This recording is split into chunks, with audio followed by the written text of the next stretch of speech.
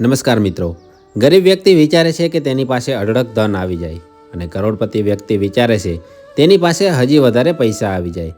ગરીબ વ્યક્તિ હોય કે કરોડપતિ હોય, તેને પૈસા કમાવા માટે દિન રાત કામ તો કરવું જ પડે છે. જો તમે ઈમાનદારીથી દિવસ રાત એક કરીને મહેનત કરો છો તો તમે એક દિવસ જરૂરથી કરોડપતિ બનશો અને તમારા દરેક સપના પૂરા થશે. મિત્રો, આજના વિડીયોમાં આપને 15 એવા સંકેતો જણાવશું જે કરોડપતિ બનતા પહેલાં મળે છે.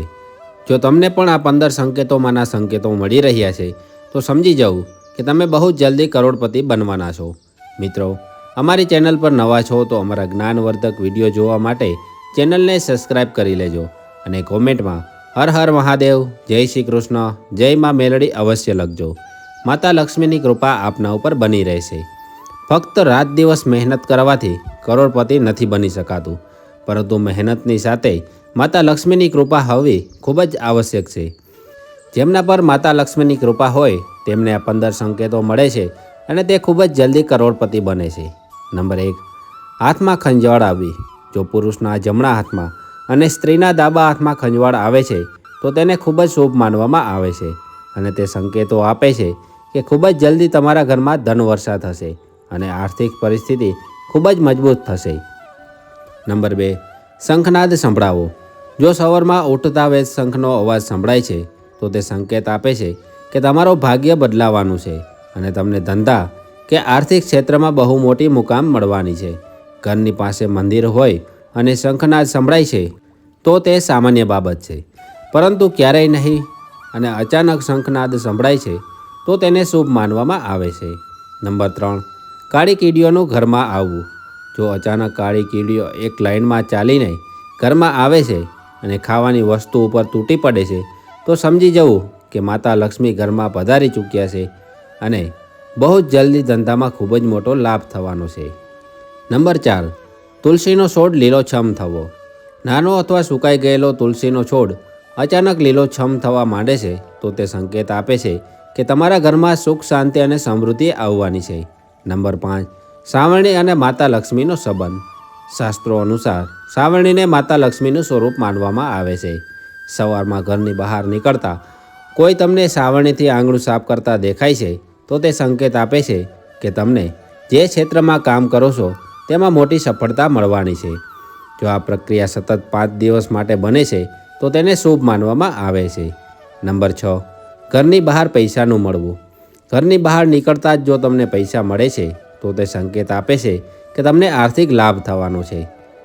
નંબર 7, આંબાના છોડનું ઉગવું. ઘરની બહાર અચાનક આંબાનો છોડ ઉગે છે તો તે સંકેત આપે છે કે ઘરમાં અચાનક અપાર ધનની પ્રાપ્તિ થવાની છે અને ઘરમાં બગડેલા સંબંધો કેરીની મીઠાશની જેમ સુધરીને મીઠા થવાના છે. નંબર 8, ઘરમાં બિલાડીના બચ્ચા આપવા. જો બિલાડી ઘરમાં બચ્ચાને જન્મ આપે છે તો તેને ખૂબ જ શુભ માનવામાં આવે છે અને તે સંકેત આપે છે કે માતા લક્ષ્મીની કૃપાથી આપને આર્થિક પરિસ્થિતિ ખૂબ જ મજબૂત બનવાની છે અને ધંધામાં મોટી સફળતા પ્રાપ્ત થવાની છે.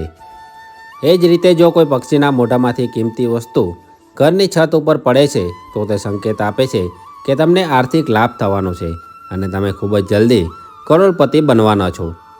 નંબર 9, 3 ગરોળીનું એકસાથે દેખાવું. જો અચાનક ઘરમાં 3 ગરોળી એકસાથે દેખાય છે અને એકબીજાની સાથે ગમ્મત કરી રહી છે તો તેને ખૂબ જ શુભ સંકેત માનવામાં આવે છે અને તે માતા લક્ષ્મીના સંકેતો છે.